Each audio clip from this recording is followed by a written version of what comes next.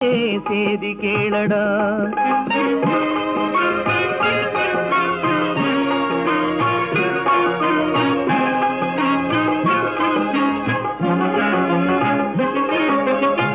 வேப்பமர உச்சியில் நின்று பேயொன்னு ஆடுதுன்னு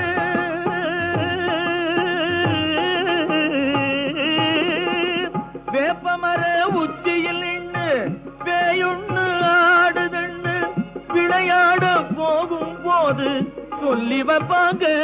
உந்தன் வீரத்தை கொழுந்திலேயே கிள்ளி வைப்பாங்க.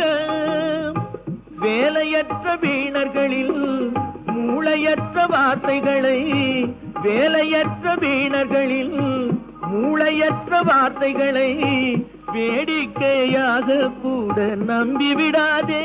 நீ வீட்டுக்குள்ளே பயந்து கிடந்து வெம்பி